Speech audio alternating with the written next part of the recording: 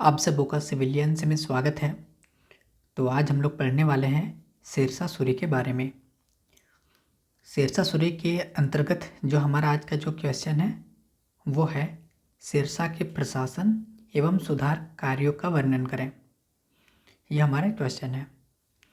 पिछला क्लास में हमने पानीपत युद्ध के बारे में पढ़ा। पानीपत युद्ध जो इब्राहिम लोदी और बाबर के बीच में युद्ध होता है 1526 में, इसको हमने कंप्लीट किया। काफ़ी इम्पोर्टेंट टॉपिक था और ये भी आपका काफ़ी इम्पोर्टेंट टॉपिक है शेरशाह सूरी। तो चलिए इस क्वेश्चन को हम लोग देखते हैं। तो देखिए, शेरशाह सूरी के बारे में हमने प्रीलिम्स के क्लास में ऑलरेडी पढ़ रखा है।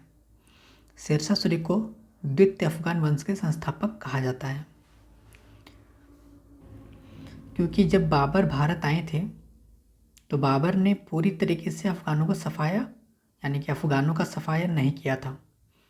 तो इसीलिए ये जो अफ़गान थे उनमें से एक निकले शेरशाह सूरी, और ये हुमायूं के लिए ख़तरा बन गए।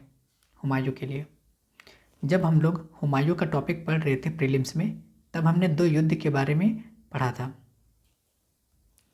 एक युद्ध 1540 का 1540 का जो युद्ध था वो इम्पोर्टेंट क्यों था?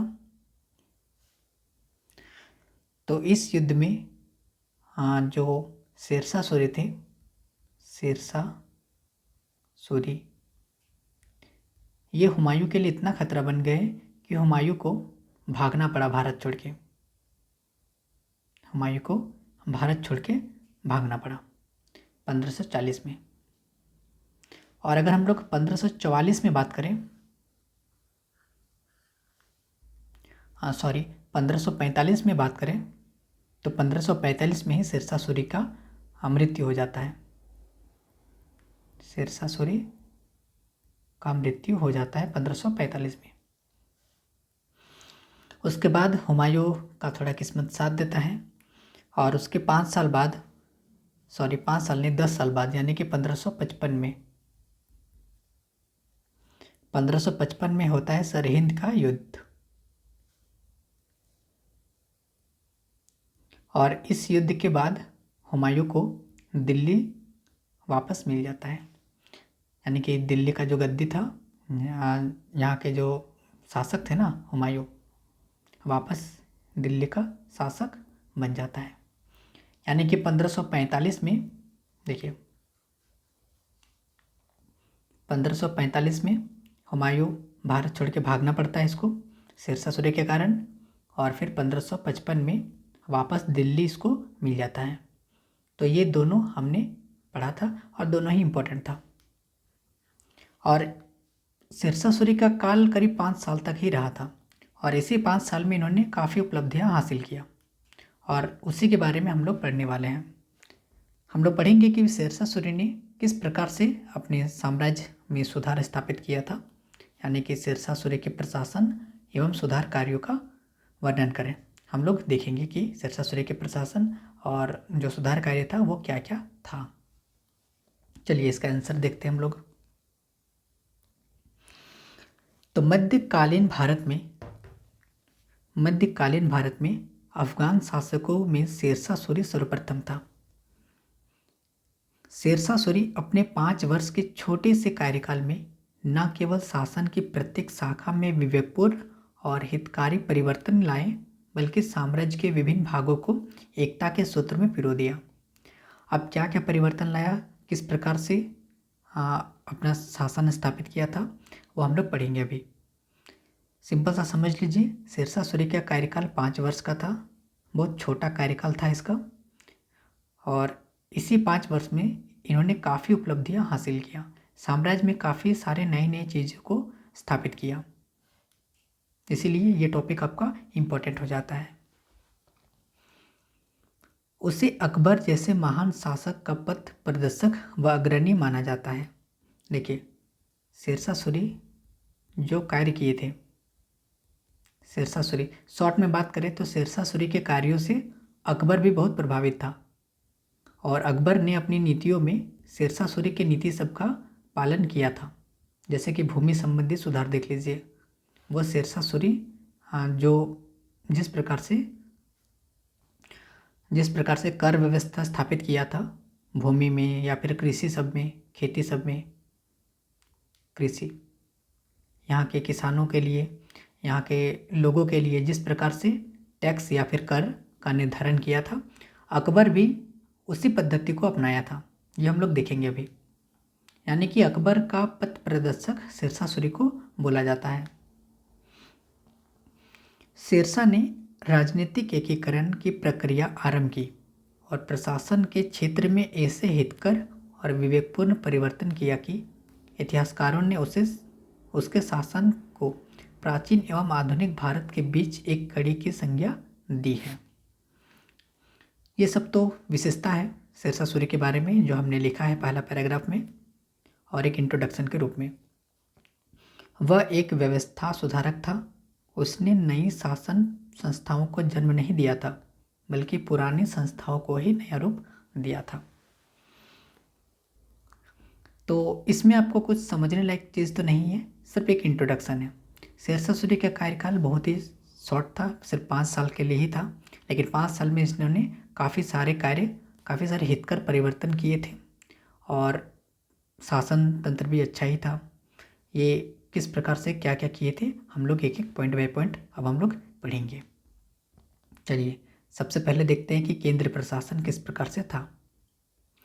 तो केंद्र प्रशासन के अंतर्गत शेरशाह ने सल्तनत काल की व्यवस्था के आधार पर मुख्यतः 4 मंत्री विभाग स्थापित किए। थोड़ा अलग तरीके से पढ़ दिए, यहाँ पे गैप हमने ज़्यादा रख दिया। मुख्यतः 4 मंत्री विभाग एक साथ होगा, थोड़ा सा इसको मैं करेक्शन कर दूंगा। 4 मंत्री विभाग स्थापित किए थे। कौन? शेरशाह सूरी। कौन कौन सा उसको आपको याद रखना है और ये आपका प्रीलिम्स के लिए भी इम्पॉर्टेंट है। सबसे पहला दीवाने विजारत। तो दीवाने विजारत का जो अध्यक्ष था वो वजीर होता था, जो राजस्व तथा अर्थ विभाग का प्रमुख होता था। यहाँ पे अर्थ नहीं होना चाहिए, आय होना चाहिए, इसको मैं सुधार दूंगा। आय विभाग का प्रमुख होता था। दीवाने आरिज। दीवाने आरिज क्या था? तो दीवाने आरिज का प्रमुख होता था आरिज मुबालिक नामक एक मंत्री, और इस विभाग का संबंध सैनिक संगठन से था। दीवाने आरिज हो गया आपका सैनिक संगठन से। फिर दीवाने रिसालात। तो दीवाने रिसालात जो होता था ये विभाग, यह राज्य के विदेशी मामलों की देखभाल करता था, यानी कि विदेशी विभाग से संबंधित था। और दीवाने इंसा। तो दीवाने इंसा विभाग जो था ये आपका शाही घोषणाओं को लिखना और प्रसारित करना इसका काम था, यानी कि दीवाने हिंसा विभाग के जो मंत्री था उसका काम शाही फरमानों को जारी करना, यही इसका कार्य था।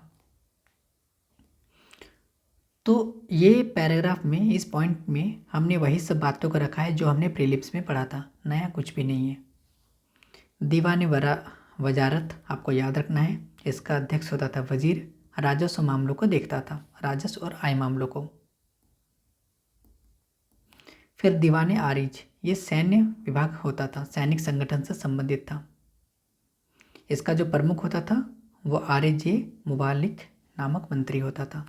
फिर दीवाने रिसालात, ये होता था विदेश मामलों को देखता था।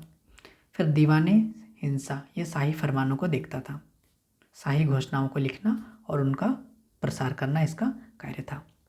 बस ये 4 आप कैसे भी करके याद रख लीजिए, बाकी आपका पॉइंट काफ़ी इजी हो जाएगा।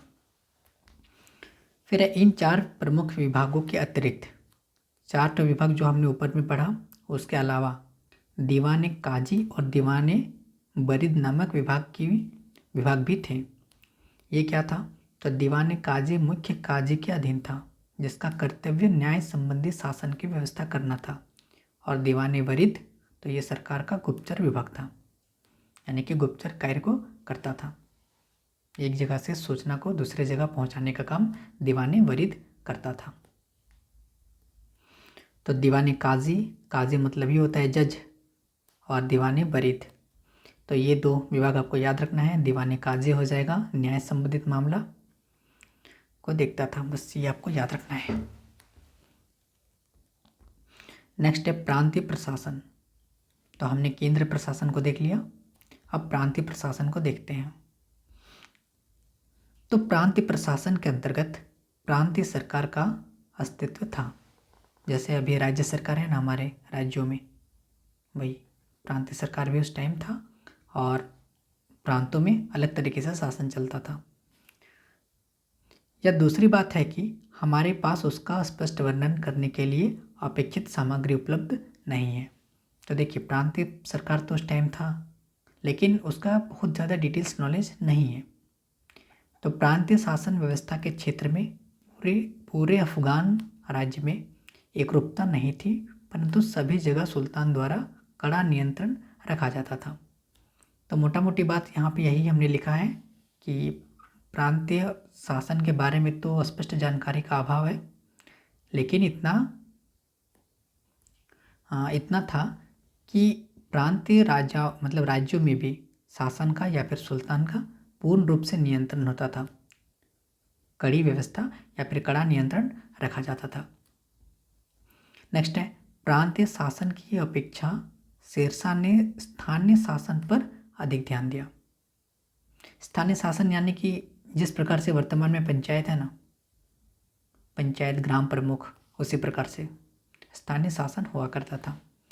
तो शेरशाह सूरी ने स्थानीय शासन पर अत्यधिक जोर दिया था, किंतु इस क्षेत्र में भी उसने मूलतः सल्तनत कालीन व्यवस्थाओं को ही बनाए रखा, वही सब व्यवस्थाओं को बनाए रखा। उसके समय में प्रांत क्रमशः सरकार, परगना तथा ग्राम में विभक्त थे। सबसे ऊपर सरकार, फिर परगना और उसके बाद ग्राम। ये आपको याद रखना है। ग्राम सबसे छोटी इकाई हो गया। प्रांत सरकार में विभाजित थे और प्रत्येक सरकार का शासन प्रबंध 2 अधिकारियों के हाथ में था। अब 2 अधिकारी कौन कौन था?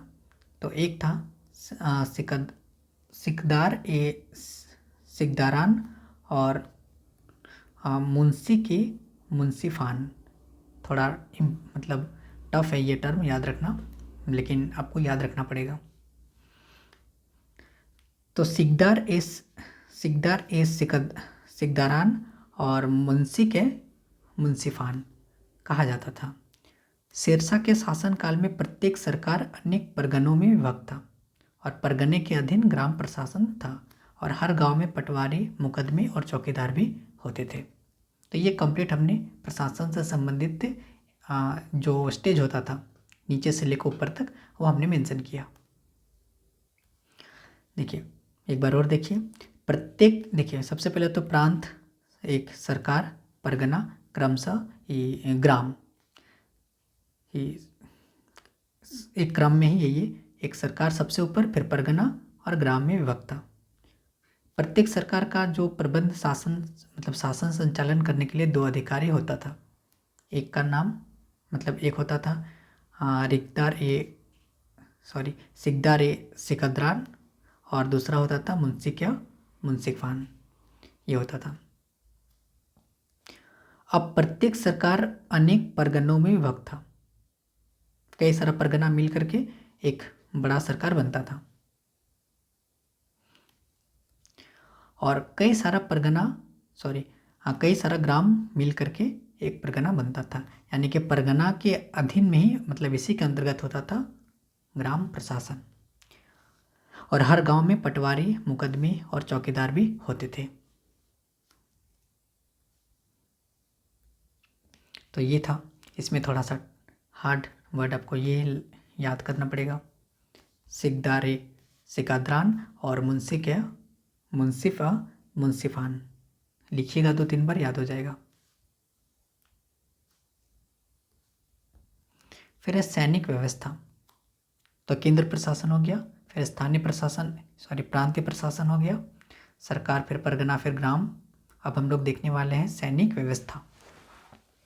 तो शेरशाह सूरी प्रबल एवं कार्यक्षम सेना रखने के महत्व को समझता था। यानी कि काफ़ी कुशल सेना था उसके पास, तभी तो लगभग सभी राज्यों में वो जीत हासिल किया था, मेवाड़ को छोड़ करके। मतलब हुआ क्या था कि मेवाड़ आक्रमण शेरशाह सूर्य के लिए बहुत कठिन था, और मेवाड़ को इतना मतलब ये चाह लिया था कि इसको जीतना ही है, मतलब ले लिया था ईगो में कि इसको तो जीत के ही दम लेंगे। और बाद में शेरशाह सूरी को पछतावा हुआ। हाँ, इनका एक स्टेटमेंट था कि एक मुट्ठी बाजरे के लिए मैं संपूर्ण भारत को खो चुका था। मतलब यही है कि जितना मेहनत ये मेवाड़ को जीतने के लिए किया था, उतना मेहनत में लगभग पूरा भारत को जीत लेता, है ना। तो पछतावा हो गया बाद में इसको। लेकिन हाँ, लेकिन ये जो 5 साल का जो छोटा सा कार्यकाल था इसका, लेकिन काफ़ी सारे क्षेत्रों को ये जीत चुका था। हाँ, यहाँ तक कि हुमायूं को देख लीजिए ना, इसका जो आक्रमण किस प्रकार से था। हुमायूं को यहाँ से भागना पड़ा भारत छोड़ के, हुमायूं को। तो शेरशाह सूरी तो थी एक प्रतापी शासक, ये तो सही बात है, और इसका सेना भी बहुत ही कुशल और प्रबल ही था।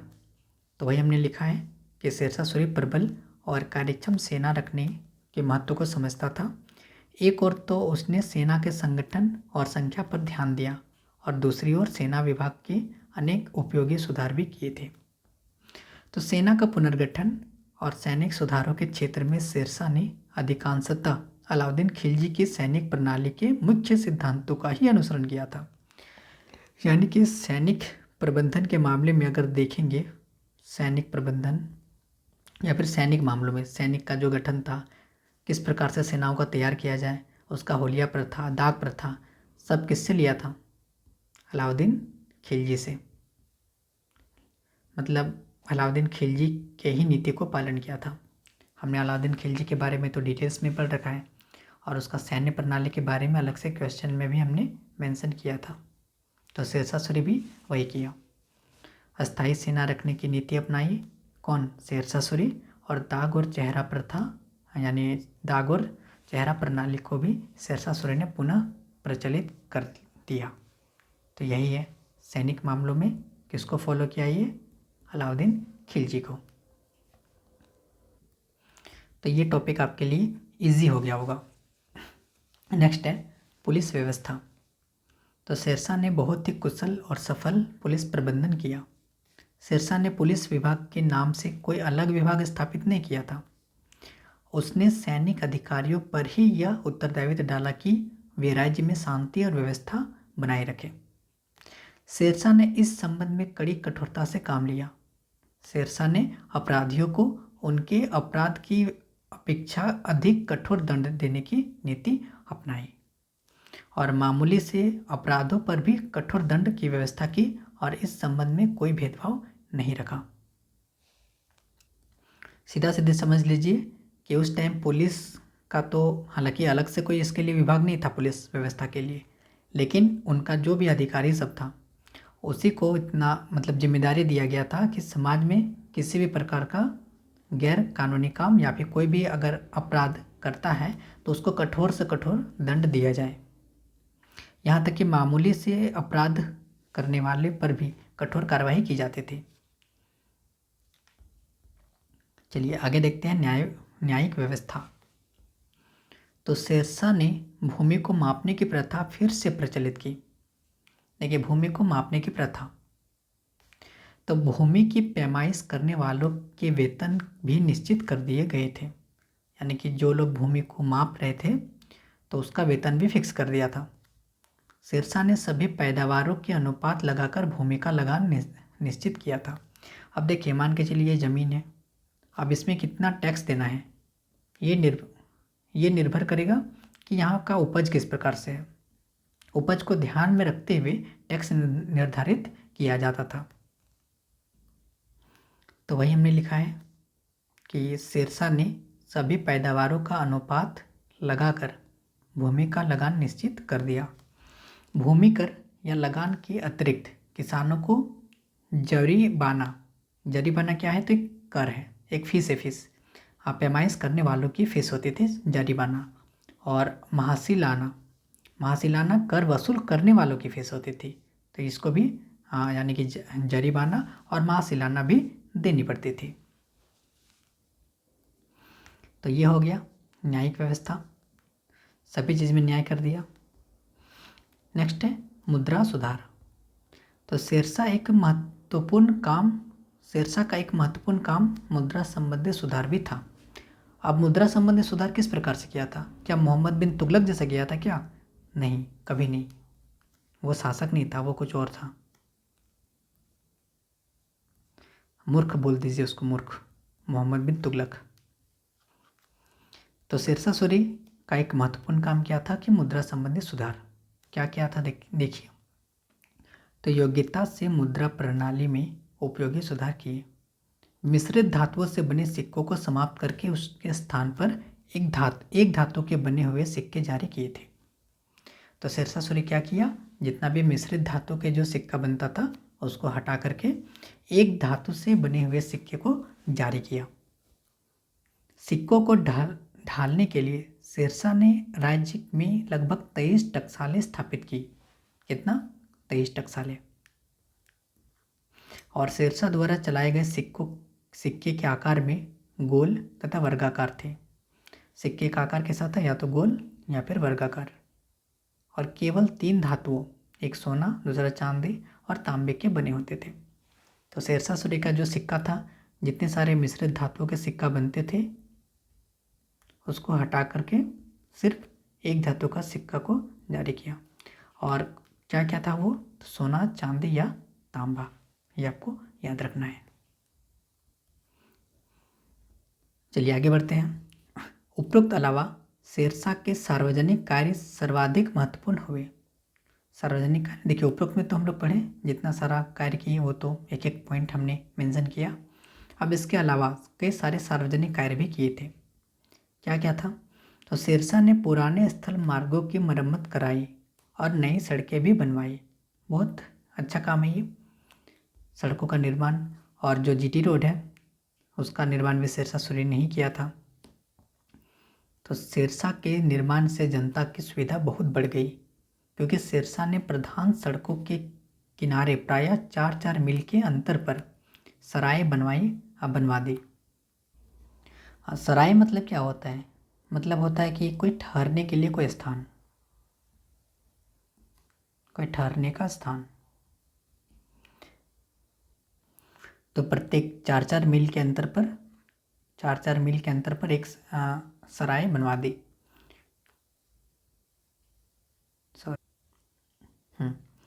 4-4 मील के अंतर पर, यानी कि कितना किलोमीटर हो रहा है? 4-4 किलोमीटर, 4-4 मील तो 1.6 करीब 4 to 6.4, यानी कि लगभग 6.5 किलोमीटर के डिस्टेंस पर। तो ये हो गया, 4-4 मील के अंतर पर सराय बनवा दी, जिसमें हिंदू और मुसलमान यात्रियों के लिए ठंडे पानी और भोजन का अलग अलग प्रबंध रहता था। तो देख पा रहे हैं कि कितना ज़्यादा सुविधा कर दिया था लोगों के लिए। शेरशाह के समय की प्रधान सड़कें निम्नलिखित थे। क्या क्या थे? तो बंगाल में सोनार गांव से सिंधु नदी के तट पर स्थित तट तक, बंगाल में सोनार गांव से सिंधु नदी के तट पर स्थित तट तक, यहाँ तक था। इसी सड़क पर आगरा, दिल्ली तथा लाहौर पड़ते थे। आगरा से मांडू तक, फिर आगरा से जोधपुर और चित्तौड़गढ़ तक, और लाहौर से मुल्तान तक। इसको अगर आप पॉइंट बना के भी लिखेंगे ना तो ज़्यादा अच्छा रहेगा। हालांकि हमने स्पेस को कम करने के लिए इसको एक लाइन में ही लिख दिया, कॉमा दे के। इसको पॉइंट बना के आप लिख दीजिएगा 1-2 करके। और ये तो आपको सीधा याद रखना ही पड़ेगा ये सब। निष्कर्षतः कहा जा सकता है कि शेरशाह ने प्रबंधन के अंतर्गत पुरातन सल्तनत कालीन व्यवस्था में नए प्रयोग किए और कुशलतापूर्वक लागू करके एक कुशल प्रशासक बना। उसके सुधार कार्यों ने उसे मुगलकालीन भारत के श्रेष्ठ शासकों की श्रेणी में ला दिया। तो हमने शेरशाह सूरी के सारे सुधार हमने पढ़ लिए। जितने सारे सुधार किए वो तो प्रशंसा योग्य है ही, लेकिन बहुत कम समय में 5 साल तो वो शासन ही किए थे, और 5 साल में देख पा रहे हैं कि कितना ज़्यादा बदलाव वो किए। तो ये आपका जो टॉपिक था वो कंप्लीट हुआ। यहाँ से भी एग्जाम में क्वेश्चन बनने का बहुत ज़्यादा चांस है शेरशाह सूरी से, तो हमने इसको भी कंप्लीट करवाया। अब हम लोग 2 टॉपिक और पढ़ते हैं मिडिवल में जो इम्पोर्टेंट है, एक अकबर, एक औरंगजेब। उसके बाद मिडिवल हिस्ट्री का जो मीन्स का पोर्शन है वो हम लोग स्टॉप करते हैं। काफ़ी सारा चीज़ें हमने पढ़ लिया, आप लोग रिवीजन कीजिएगा। बच जाएगा सिर्फ एक पोर्शन, वो है आपका मॉडर्न हिस्ट्री। और मॉडर्न हिस्ट्री हम लोग नेक्स्ट वीक में शुरू करेंगे, नेक्स्ट वीक से शुरू करेंगे। तो वीडियो देखने के लिए थैंक यू। अगर कोई डाउट हो तो आप कमेंट कीजिएगा, मैं उसको रिप्लाई करूँगा।